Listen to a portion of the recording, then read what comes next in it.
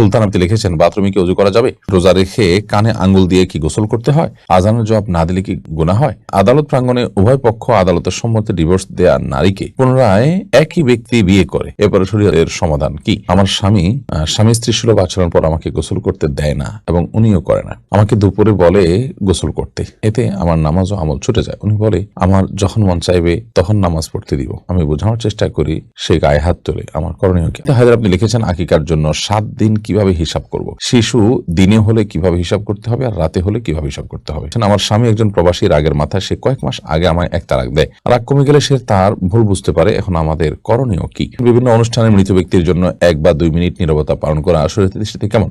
সন্তান যদি বাবাকে জিজ্ঞেস না করে তার পকেট থেকে টাকা নেয়, তাহলে এটা কি শরীয়ত সম্মত হবে? আমি প্রেম করে বিয়ে করেছি, 11 বছর হয়ে গেছে। এখন যতটুকু জানি প্রেমের বিয়ে সহি হয় না। এখন কি করণীয় এবং কিভাবে সহি করা যায়? আহমদ শাকির নাজাত আপনি লিখেছেন, আজানের মধ্যে কোন শব্দ ছুটে গেলে কি আজান আবার দিতে হবে? হজের এহরাম অবস্থায় ঘুমানোর সময় যদি স্বপ্নদোষ হয়, তাহলে পবিত্র হওয়ার জন্য করণীয় কি? জানাজার নামাজে প্রত্যেক তাকবীরে কি হাত তুলতে পারবে? আমি কলেজে পড়ি, কলেজে যাওয়া আসার জন্য আমাকে গাড়ি ব্যবহার করতে হয়। গাড়িতে উঠলে দেখা গেছে যে অনেক সময় পুরুষ পাশে বসে, বিশেষ করে সিএনজি, অটো। গাড়ি ব্রেক বা আঁকাবাঁকার কারণে ওই পুরুষের সাথে আমার টাচ লাগে, যেটা আমার অনিচ্ছা ঘটে, তাহলে কি আমার গুনাহ হবে? রহিম আক্তার আপনি লিখেছেন, আমার একটা সন্তান আছে, সে সন্তানের কথা গোপন রেখে দিতে বিয়ে করেছি, 7 বছর হল। এখন আমি দিনের বুঝ পেয়েছি, আগের সন্তানের কথা স্বামীকে জানালে আমাকে তালাক দিয়ে দিবে, না জানালে সত্য গোপনের গুনাহ হবে। এই অবস্থা আমার করণীয় কি? প্রথম কথা হলো যে আপনার বিয়ে তো হয়ে গেছে এবং আপনার স্বামীর কাছে আপনি যদি এটা আগে গোপন করে থাকেন, তাহলে সেক্ষেত্রে আপনি গুনাহ কথা তখনই গুনাহ করেছেন, অন্যায় করেছেন। আপনি এর জন্য আল্লাহর কাছে ইস্তেগফার করবেন, ক্ষমা প্রার্থনা করবেন।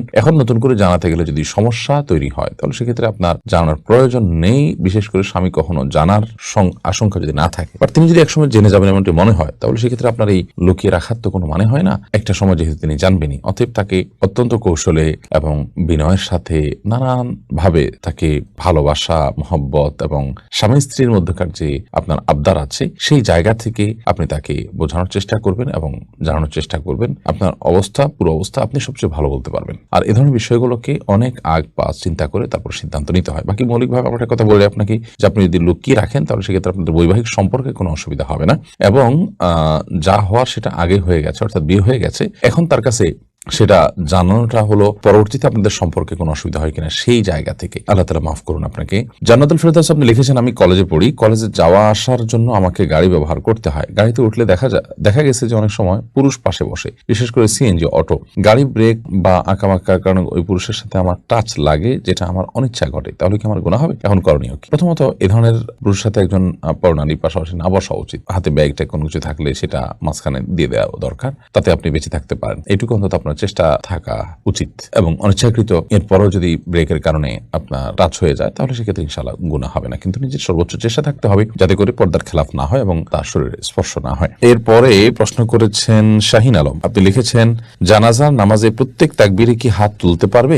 জানাজার নামাজে প্রতি একবার হাত তুলবেন কি তুলবেন না, এটা নিয়ে উলামায়ে কেরামের মধ্যে 2 রকমের মতই আছে। তুলনামূলকভাবে না তোলার মতটা আমার কাছে শক্তিশালী, আমি সেটার উপর আমল করি, শক্তিশালী মনে হয় এবং এটাকে অনেক উলামায়ে কেরাম প্রাধান্য দেন। যদিও প্রত্যেকটা আপনার এর পরে, দোয়ার পরে, সূরার পরে, সানার পরে, দুরুদের পরে হাত তোলার কথা অনেক উলামায়ে কেরাম বলে। আদিবা রহমান জিসা আপনি লিখেছেন, আমার স্বামী স্ত্রী সুলভ আচরণ পর আমাকে গোসল করতে দেয় না এবং উনিও করে না। আমাকে দুপুরে বলে গোসল করতে, এতে আমার নামাজ ও আমল ছুটে যায়। উনি বলে আমার যখন মন চাইবে তখন নামাজ পড়তে দিব। আমি বোঝানোর চেষ্টা করি, সে গায়ে হাত তোলে। আমার করণীয় কি? আল্লাহ মাফ করুন। এ ধরনের জাহেল এবং মূর্খ স্বামী থেকে আল্লাহ রাব্বুল আলামিন তার কবল থেকে আল্লাহ তাআলা আপনাকে হেফাজত করুন, কিংবা তাকে আল্লাহ তাআলা হেদায়েত দান করুন। অবশ্যই আপনি ফরজ গোসল পড়ে ফরজ ওয়াক্ত সালাত আদায় করতে হবে। যদি আপনার স্বামী এক্ষেত্রে আপনাকে বাধা দেয়, সে বাধা শুনতে আপনি বাধ্য নন এবং সে আপনার অধিকার নষ্ট করছে, আপনি তাকে বুঝিয়ে সমঝিয়ে যদি লাইনে আনতে পারেন ভালো, আর না হলে মুরব্বিদের দিয়ে অন্যদেরকে দিয়ে আপনি প্রেসার দিতে পারেন এবং সেটা আপনার দেয়া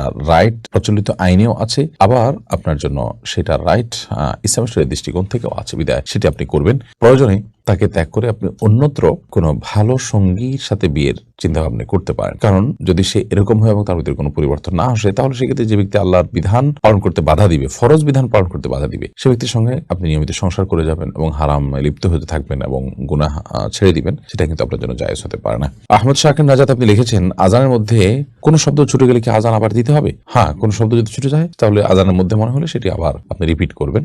আর আজানের পরে যদি মনে হয় যে না, একটা শব্দ বা একটা বাক্য ছুটে গেছে, তাহলে আপনি পুনরায় আযান দিয়ে দিবেন।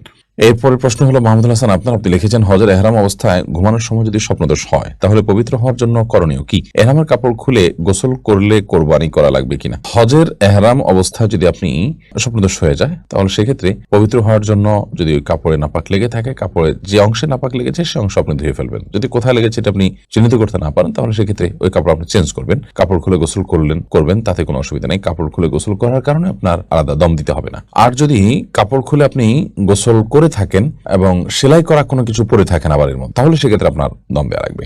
সোহেল পাটোয়ারি হিয়াডি থেকে আপনি লিখেছেন আমি প্রেম করে বিয়ে করেছি, 11 বছর হয়ে গেছে। এখন যতটুকু জানি প্রেমের বিয়ে সহি হয় না। এখন কি করণীয় এবং কিভাবে সহি করা যায়? আপনার বিয়ে যদি যথাযথ নিয়ম হয়ে থাকে, দুজন সাক্ষীর উপস্থিতিতে এবং মহানা ধার্য হয়ে থাকে, মেয়েদের অভিভাবক ছিল, আপনার অভিভাবক ছিল, সব মিলিয়ে বিয়ে যদি হয়ে থাকে আলহামদুলিল্লাহ বিয়ে হয়ে গেছে। কিন্তু আপনি বিবাহের আগে যে অবৈধ সম্পর্ক করেছিলেন সেটার জন্য আল্লাহর কাছে মাফ চাইবেন, লজ্জিত হয়ে তওবা করবেন এবং ভবিষ্যতে কোনোদিন আর বিবাহকৃত সম্পর্ক কারোর সাথে করবেন না, সে মর্মে ইস্তেগফার উভয় করবেন। ইনশাআল্লাহ এটি আপনাদের সেই পাপ বা সেই গুনাহ মাফ হওয়ার জন্য যথেষ্ট হবে। বাকি এখন বিয়ের পর আর নতুন করে আপনাদের কোনো কিছু করার নেই, তওবা এবং ইস্তেগফার করা ছাড়া। নোমান আখানজি আইডি থেকে আপনি লিখেছেন সন্তান যদি বাবাকে জিজ্ঞেস না করে তার পকেট থেকে টাকা নেয় তাহলে এটা কি শরীয়ত সম্মত হবে? সন্তান যদি বাবাকে জিজ্ঞেস না করে তার পকেট থেকে টাকা পয়সা নেয় সেটা দেখতে হবে যে কোন পর্যায়ে। যদি সাধারণত ধরুন তার স্কুলে যাওয়ার পথ ভাড়া, তার প্রয়োজনীয় খরচের টাকা, যেটা সাধারণত সচরাচর বাবা তাকে দেয় এবং সে নেয়, বাবা জানে, কিছু বলে না, সে অতিরিক্ত নেয় না, এরকম একটা ব্যাপার স্যাপার বোঝাপড়া তাদের মধ্যে থাকে, তাহলে সেক্ষেত্রে অসুবিধা নেই। আর যদি এরকম বোঝাপড়া না থাকে তাহলে সেক্ষেত্রে এই টাকা নেওয়ার পর তিনি লুকিয়ে নিচ্ছেন, তার বাবা জানলে রাগ করবেন, অনুমতি দিবেন না, এরকম হলে সেক্ষেত্রে বাবার পকেট থেকে টাকা নেওয়া জায়েজ বা তার জন্য বৈধ হবে না। সৌদা বিনতে হায়দার আপনি লিখেছেন আকিকার জন্য 7 দিন কিভাবে হিসাব করব? শিশু দিনে হলে কিভাবে হিসাব করতে হবে আর রাতে হলে কিভাবে হিসাব করতে হবে? দারুণ প্রশ্ন।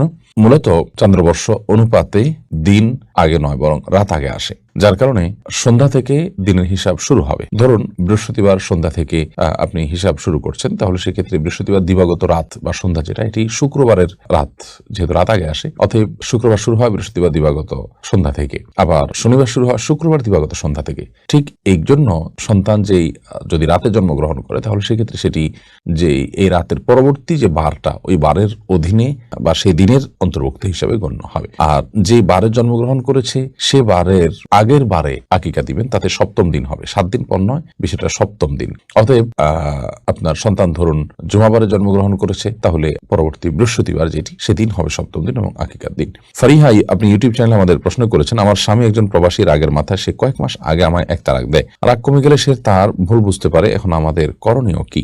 দেখুন, যদি সে রাগের মাথায় তালাক দিয়ে থাকে তাহলে সেক্ষেত্রে এখন সে তালাকটি যথাযথ হয়নি সেটি যদি তিনি জানতে পারেন তাহলে সেক্ষেত্রে এখন তিনি প্রত্যাহার করে নেবেন। এই প্রত্যাহারটা মৌখিক প্রত্যাহার হতে পারে, আচরণগত প্রত্যাহারও হতে পারে, এবং যেহেতু এটা আপনি বলছেন যে কয়েক মাস আগে, সেহেতু আমি জানতে চাইবো যে কয়েক মাস বলতে কত?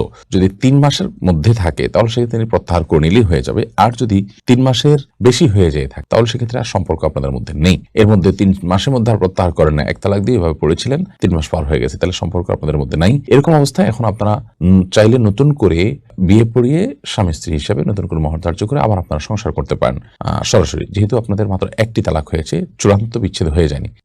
তিনটা বার যদি আপনাদের তালাক হয়ে যায় তাহলে সেক্ষেত্রে আর আপনারা একসাথে সংসার করার মতো সুযোগ কিন্তু থাকবে না। আপনার অন্যত্র বিয়ে হলে, সে স্বামী মারা গেলে কিংবা তার সাথে বিচ্ছেদ হলে তালাক পর্যন্ত, যেহেতু মাত্র এক তালাক হয়েছে, অতএব আপনারা চাইলে বিবাহ বন্ধনে আবদ্ধ হয়ে নিতে পারেন যদি 3 মাস পার হয়ে থাকে। আর 3 মাসের ভিতরে থাকে তাহলে মৌখিক প্রত্যাহার বা স্বামী স্ত্রী সুলভ আচরণের মাধ্যমে প্রত্যাহার হিসাবে গণ্য হবে ইনশাআল্লাহ তাআলা। এরপরে ফরহাদুল হক আপনি লিখেছেন বিভিন্ন অনুষ্ঠানে মৃত ব্যক্তির জন্য 1 বা 2 মিনিট নীরবতা পালন করা শরীয়তের দৃষ্টিতে কেমন? মৃত ব্যক্তির জন্য 1 বা 2 মিনিট নীরবতা পালন করা শরীয়তের দৃষ্টিকোণ থেকে বিশেষ কোনো গুরুত্ব নেই। এমনকি এই ধরনের আনুষ্ঠানিকতা, এই যে 1 মিনিট অপেক্ষা করা, 2 মিনিট অপেক্ষা করা, এটা শরীয়ত তো বটেই, এমনকি যৌক্তিকভাবে এটা কোনো প্রয়োজনীয় কোনো কাজ না, বা মানে কোনো গুরুত্ব পাওয়া যেতে পারে এই কাজে, সেরকম কোনো কাজ না। কারণ হলো আমরা এই ধরনের কাজ যে করি এই টাইমটাতে আমরা বরং মৃত ব্যক্তির জন্য আমরা যদি ইস্তেগফার করতাম, তার জন্য আল্লাহর কাছে দোয়া করতাম, সেটা মৃত ব্যক্তির জন্য অনেক বেশি উপকারে আসতো। বিধায় এই ধরনের নীরবতা এটা ইসলামী শরিয়ার কোনো কালচার না। আমরা অনেক ভিন্ন ধর্মের মানুষের কালচার নিজেদের গায়ে মাখাই, এটা তারই একটি। বিধায় এই ধরনের নীরবতা দাঁড়িয়ে সম্মান প্রদর্শন করা, এগুলো ইহুদি এবং খ্রিস্টানদের সংস্কৃতি। একজন মুসলমান তিনি এ ধরনের সংস্কৃতিকে নিজের সংস্কৃতি হিসাবে ধারণ করতে পারেন এবং এই ধরনের সংস্কৃতি তিনি গায়ে বা মাখতে পারেন না। আহসানুল্লাহ মোহাম্মদ সাইফুল আপনি লিখেছেন, আদালত প্রাঙ্গণে উভয় পক্ষ আদালতের সম্মতিতে ডিভোর্স দেয়া নারীকে পুনরায় একই ব্যক্তি বিয়ে করে এরপরে শরীয়তের সমাধান কি? দেখতে হবে যে ডিভোর্সটা কিভাবে হয়েছে। ডিভোর্সটা যদি 3 তালাক হয়ে থাকে বা 3টা তালাক যদি হয়ে যায় থাকে, 3টা তালাক হয়ে গিয়ে থাকলে এরপর আর তারা একত্রে বসবাস করার কোনো সুযোগ নেই, একত্রে বিয়ে করার, তাদের আর বিয়ে করে একত্রে থাকার কোনো সুযোগ নেই। আর যদি সেটা 1 কিংবা 2 তালাকে সীমাবদ্ধ থাকে তাহলে সেক্ষেত্রে সেটার মাধ্যমে পরবর্তী তারা আবার বিবাহ বন্ধনে আবদ্ধ হতে পারে। ইয়াহিদ আহমেদ আপনি লিখেছেন, আজানের জবাব না দিলে কি গুনাহ হয়? আজানের জবাব 2 ভাবে হয়। একটা হলো আজানের জবাব হয় মৌখিকভাবে, আর হলো আজানের জবাব হয় প্রকৃতভাবে, অর্থাৎ সরাসরি শারীরিকভাবে। মৌখিকভাবে আজানের জবাব হলো মুয়াজ্জিন যা বলেছেন তা তার সাথে বলা, এই বলাটা মুস্তাহাব, এটি না দিলে কোনো গুনাহ হবে না। কিন্তু আজানের জবাব যেটা শারীরিকভাবে দিতে হয়, ধরুন মুয়াজ্জিন সাহেব আজান দিলেন, দেওয়ার পরে শারীরিকভাবে জবাব দেওয়া মানে হলো আপনি সে আজানের জবাব দিয়ে মসজিদে যাবেন এবং হাজির হবেন। তো সেই কাজটা যদি আপনি না করেন, মসজিদে উপস্থিত না হন, তাহলে সেক্ষেত্রে আপনি গুনাহগার হলেন। পুরুষ হয়ে থাকলে তাহলে সেক্ষেত্রে আজানের এই জবাব দেওয়াটা, অর্থাৎ শারীরিকভাবে উপস্থিত হয়ে যে জবাবটা, সেই জবাব দেওয়াটা আমাদের জন্য আবশ্যক। সেটা না করলে আমরা গুনাহগার হয়ে যাব। আদারওয়াইজ আপনার শুধু মৌখিকের জবাব যেটা, সেটা আপনি না দিলে কোনো গুনাহগার হবেন না। শারমিন শেখ আপনি লিখেছেন, রোজা রেখে কানে আঙ্গুল দিয়ে কি গোসল করতে হয়, না স্বাভাবিকভাবে গোসল করতে হবে? রোজা রেখে আপনি কানে আঙ্গুল দিয়ে গোসল করার কোনো দরকার নেই, স্বাভাবিক গোসল করবেন। বরং ফরজ গোসল যদি হয় তাহলে সেক্ষেত্রে আপনার কানের ভিতরে ভিজা হাত দিয়ে আপনি যথাসম্ভব চেষ্টা করবেন প্যাচগুলোতে যাতে পানি পৌঁছে সেটি। অতএব কানে হাত দেওয়ার কোনো প্রয়োজন নেই। ইভেন কেউ যদি গোসল করতে গিয়ে